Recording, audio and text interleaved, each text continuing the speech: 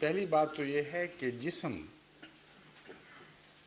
روحانی وجود کی طرف حرکت کر ہی نہیں سکتا، کیونکہ روحانی وجود جو ہے اس کا کوئی دائرہ نہیں ہے اور ایسا مقام نہیں ہے جو جسم کسی کے جسم سے الگ ہو۔ روحانی وجود کو سمجھنا، خصوصاً خدا کے وجود کو سمجھنا تو انسان کی طاقت سے باہر ہے، مگر مثالوں کے ذریعے میں بات سمجھا سکتا ہوں۔ ریڈیشن ہے جو ہر طرف پھیلی ہوئی ہے، اور اس کمرے میں بھی ٹیلی ویژن، ریڈیو، بے شمار قسم کی ریڈیشن ہے جس کو ہم آلوں کے ذریعے معلوم کر سکتے ہیں، مگر موجود ہے۔ تو اگر آپ سے میں کہوں کہ آپ بی بی سی کی ریڈیشن کی طرف ذرا حرکت فرمائیے تو کیا کریں گے آپ؟ کوئی سمت ایسی ہے جس طرف آپ جائیں؟ ناممکن ہے، اس لیے کہ اب وہ وہاں بھی ہے جہاں آپ بیٹھے ہوئے ہیں۔ تو سوال یہ ہے کہ حضرت اقدس محمد رسول اللہ صلی اللہ علیہ وآلہ وسلم کا معراج اگر جسمانی تھا اور خدا کی سمت میں تھا یا سمت میں تھا، تو کیا خدا وہاں نہیں تھا جہاں رسول اللہ صلی اللہ علیہ وسلم تھے؟ اور اگلا سوال یہ ہے کہ قرآن کریم نے اس کو بیان ایسے کیوں کیا؟ اسریٰ بعبدہ لیلا من المسجد الحرام الی المسجد الاقصی۔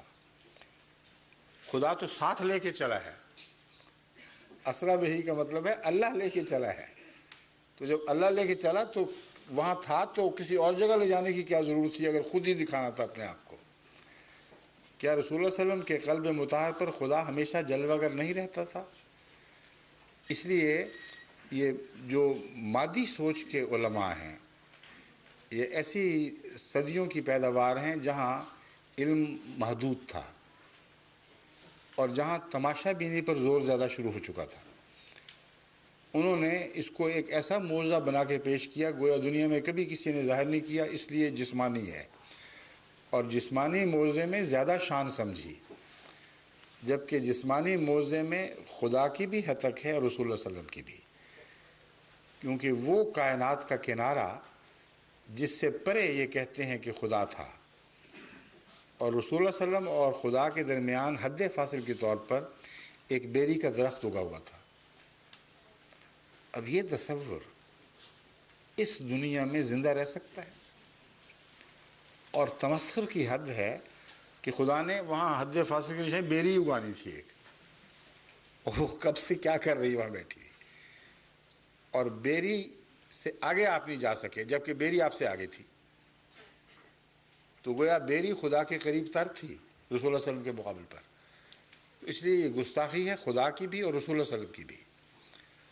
اور سفر کتنا ہے؟ سائنسدان کہتے ہیں 15 بلین سال سے لے کر 20 بلین روشنی کے سال تک کا سفر۔ میں نے قرآن کریم سے کیلکولیٹ کیا ہے تو یہ 18 بلین اور 18.25 بلین یہ بنتا ہے، وہ زمانہ جب سے دنیا بنی ہے۔ تو اگر 18 بلین ہو چکے ہوں تو ابھی 1/4 بلین سال یعنی 25 کروڑ سال، نہ 250 کروڑ سال ابھی دنیا کے زندہ رہنے میں، قائم رہنے میں باقی پڑے ہوئے ہیں۔ تو یہ مولوی یہ مانتے ہیں کہ رسول اللہ صلی اللہ علیہ وسلم جسمانی طور پر روشنی کی رفتار سے اربوں گنا زیادہ رفتار کے ساتھ وہاں پہنچائے گئے جہاں خدا کا قانون کہتا ہے کہ کوئی چیز اس سے زیادہ تیز رفتار سے حرکت نہیں کر سکتی،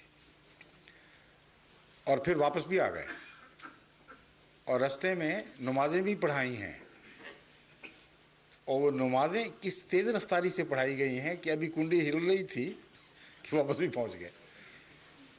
تو یہ صرف علماء کی لا علمی ہے جس کو نعوذ باللہ من ذالک خدا کی لا علمی کے طور پر بتاتے ہیں، اور اپنی جاہلیت کا الزام قرآن پر دھرتے ہیں، جبکہ قرآن کریم نے واضح طور پر ایسی علامتیں بیان فرمائی ہیں جس سے ہر صاحب تقوی جس کو واقعی خوف خدا ہو اس سے یہ نتیجہ نکال سکتا ہے کہ یہ جسمانی جسم کا کوئی سوال کی حرکت کا یا خدا کے دیدار کا سوال ہی کوئی نہیں، کیونکہ قرآن کریم فرماتا ہے ما کذب الفؤاد ما رأى، رسول اللہ صلی اللہ علیہ وسلم نے جو رویت کی ہے اللہ کی، آپ کے دل نے جھوٹ نہیں بولا جو دیکھا. تو آنکھ دیکھتی ہے یا دل دیکھتا ہے؟ دل دیکھتا ہے روحانی جلووں کو. بس حضرت مسیح موعود علیہ السلام نے یہ تعبیر فرمائی ہے کہ عرش خداوندی اپنی صفات کی جلوہ گری سے قائم ہوتا ہے، نہ کہ کوئی خدا کا جسم ہے جس کو کسی نے اٹھایا ہوا ہے. اور وہ صفات سب سے بڑھ کر رسول اللہ صلی اللہ علیہ وسلم کے قلب مطہر پر ظاہر ہوئی ہے. اور عرش خداوندی اس تعلق میں محمد رسول اللہ کا دل تھا، اور کسی جسمانی حرکت کی ضرورت نہیں، کیونکہ خدا جلوہ گر ہوا ہے حضرت محمد رسول اللہ صلی اللہ علیہ وسلم پر، اور اپنی ان صفات سے آپ کو متوطع فرمایا، اس کا علم بخشا جو اس سے پہلے دیگر انبیاء کو نہیں بخشا گیا تھا. اور پھر آپ کی امت کا مرتبہ ظاہر فرمایا، اور آئندہ آنے والے واقعات کا اس میں ذکر ہے. اب یہی علماء جو زور دیتے ہیں جسمانی معراج پر، یہ باقی باتیں تو خیر فرضی کہانیاں ہی ہیں، صرف اس بات پر غور نہیں کرتے کہ جو روایات مختلف ہیں ان سے پتہ چلتا ہے کہ رسول اللہ صلی اللہ علیہ وسلم کے اس سفر کے دوران ایک بڑھیا آپ کے سامنے پیش کی گئی جو 3 پیالے تھامے ہوئے تھی، ایک دودھ کا، ایک شراب کا اور ایک پانی کا. اس نے جب پیش کیے تو رسول اللہ صلی اللہ علیہ وسلم نے دودھ کا قبول فرما لیا اور شراب اور پانی کا رد کر دیا. جبرائیل علیہ السلام نے یہ تعبیر فرمائی کہ یہ دنیا، یہ بڑھیا دنیا ہے. اب بتائیں کہ ظاہری طور پر اس کے مضمون کو قبول کرنے کی کوئی گنجائش باقی رہ گئی؟ وہ ساری دنیا بڈھی بن کے سمٹ کے اوپر آ گئی تھی اور رستے میں بیٹھی تھی، یہاں سے غائب ہو گئی تھی.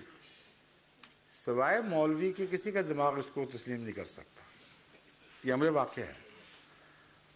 اور اب آپ دیکھیں کہ اتنا عظیم الشان مضمون کس طرح چٹکیوں میں گوا بیٹھے. مراد یہ تھی کہ اے محمد، ہم نے تجھے وہ شریعت عطا فرمائی ہے جو ہر قسم کی انسانی نشو و نما کے لیے اپنی ذات میں کامل اور کافی ہے.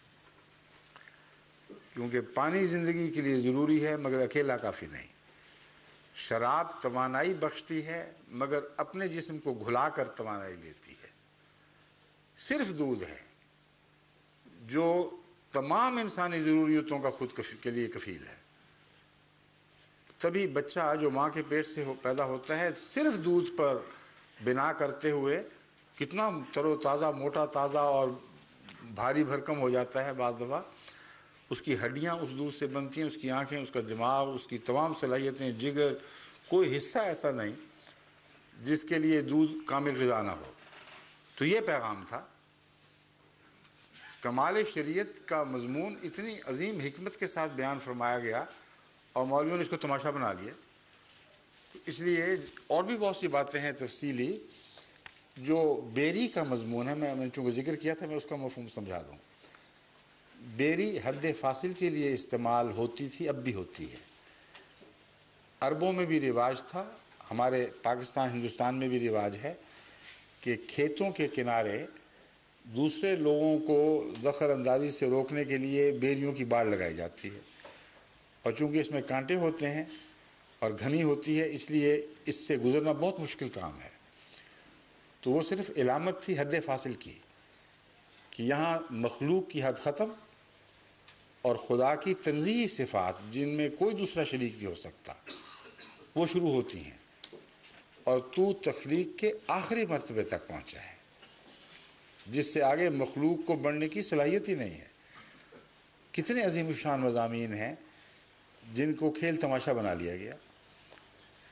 انبیاء، سب دنیا کے انبیاء کا آپ کے پیچھے نماز پڑھنے کا مطلب یہ ہے کہ ایک ایسا دور ضرور آئے گا جب کہ سارے انبیاء کی امتیں بالآخر، اگر ساری نہیں تو اس حد تک اسلام میں داخل ہو جائیں گی گویا ان کے نبی نے تمہاری سرداری قبول کر لی. اور یہ کام اب ہو رہا ہے خدا کے فضل سے، اور یہ پیشگوئی ہے جو ضرور پوری ہونی۔ اس کا قرآن کریم میں دوسری جگہ ذکر موجود ہے، لِيُظْهِرَهُ عَلَى الدِّينِ كُلِّهِ، اس لیے اللہ تعالیٰ نے محمد رسول اللہ کو بھیجا کہ اس کے دین کو دنیا کے دوسرے تمام ادیان پر غالب کر دے۔ تو انبیاء کا پیچھے نماز پڑھنے کا مطلب یہی ہے کہ یہ پیشگوئی جو ہے وہ لازماً پوری ہوگی، سب قومیں بالآخر اسلام میں داخل ہو جائیں گی۔